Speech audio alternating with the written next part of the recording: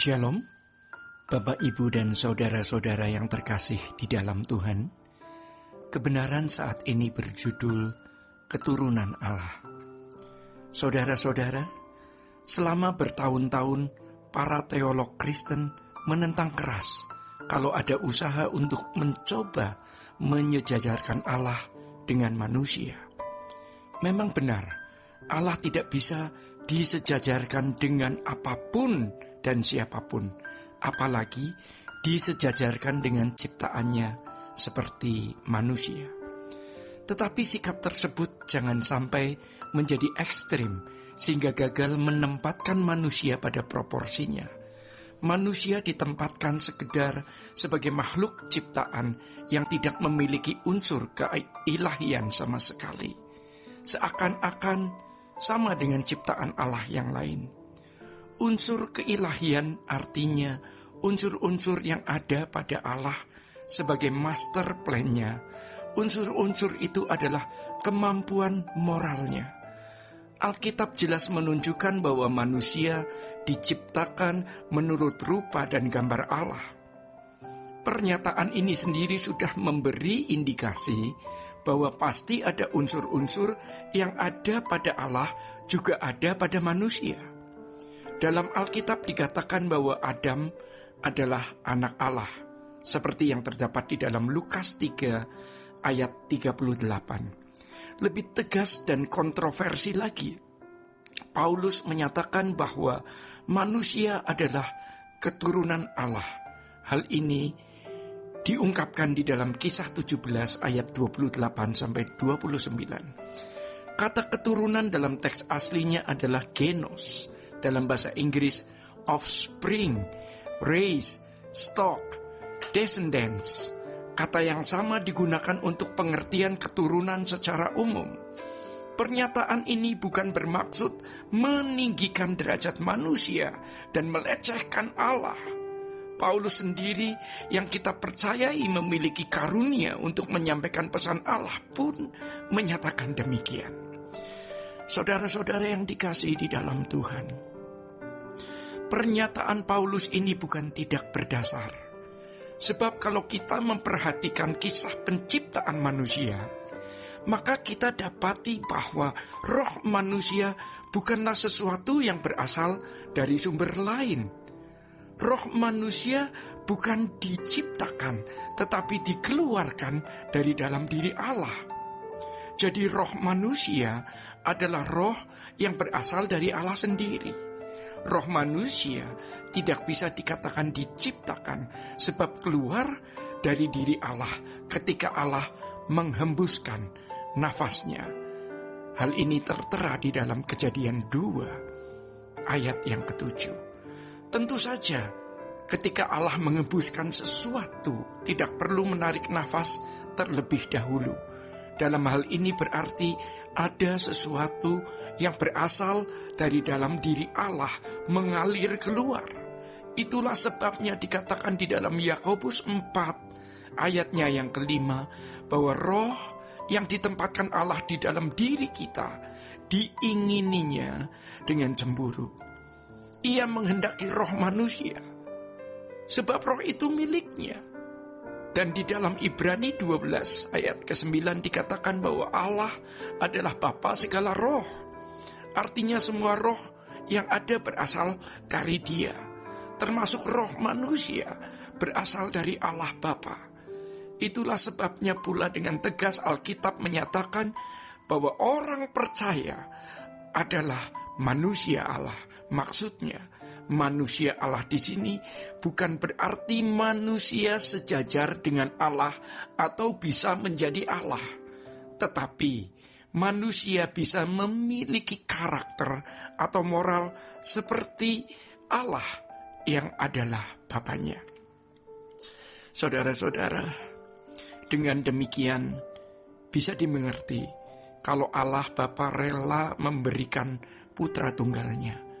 Hal tersebut jelas menunjukkan seakan-akan nilai jiwa manusia seharga dengan nilai putra tunggalnya. Nilai putra tunggalnya tidak terhingga, sebab dia adalah anak tunggalnya. dalam hal ini seakan-akan demi menyelamatkan manusia, Allah Bapa memberikan dirinya sendiri. Sehingga betapa mahal harga keselamatan yang Tuhan berikan tersebut. Itulah sebabnya kita tidak boleh menyia-nyiakan keselamatan yang begitu besar, seperti yang diungkapkan di dalam Ibrani 2 ayat yang ketiga.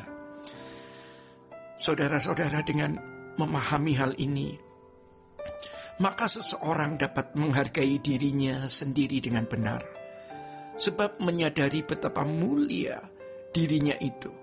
Itulah sebabnya kita tidak boleh membuat diri kita merasa berharga karena faktor lain, seperti kedudukan atau pangkat, gelar, penampilan, kekayaan, popularitas, dan lain sebagainya. Kita berharga sebab memang kita bernilai tinggi sebagai keturunan Allah sendiri. Banyak orang menghargai diri secara salah yang berakibat justru menyia-nyiakan hidupnya. Pada umumnya, manusia menghargai diri dengan membuat dirinya dihormati orang lain. Kalau seseorang sudah tidak menghargai dirinya secara benar dan mengalihkan penghargaan kepada hal-hal lain, maka ia tidak pernah mengenal keselamatan yang Tuhan berikan. Pernyataan di dalam Yohanes 1 ayat 12 sama maknanya dengan di dalam Yohanes 10 ayat 10, bahwa Tuhan Yesus datang untuk memberi hidup agar manusia memiliki hidup tersebut dalam kelimpahan.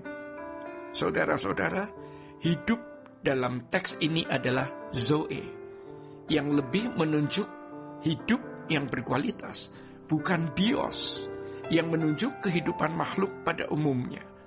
Sedangkan kata berkelimpahan dari teks aslinya adalah perizos, yang artinya sangat tinggi dalam kualitas. Saudara-saudara, hidup yang berkelimpahan menunjuk pada kualitas moral yang tinggi. Moral di sini menyangkut hubungan dengan Tuhan, dengan sesama, dan cara memandang dunia ini. Hidup yang berkelimpahan bukan berarti berlimpah materi ya, tetapi memiliki suatu kualitas hidup yang berkenan kepada Allah Bapa. Di dalamnya termasuk menikmati damai sejahtera walaupun tidak ditopang oleh materi. Bapak, Ibu, dan saudara-saudara yang terkasih di dalam Tuhan, Tuhan Yesus datang memberikan hidup. Artinya ia hendak mengembalikan manusia pada rancangan semula, memiliki kualitas hidup yang berstandar sebagai anak-anak Allah. Hal ini tidak bisa terjadi dengan sendirinya atau secara otomatis. Orang Kristen atau orang yang mengaku percaya dan menerima Dia tidak dengan sendirinya memiliki hidup yang berkelimpahan tersebut.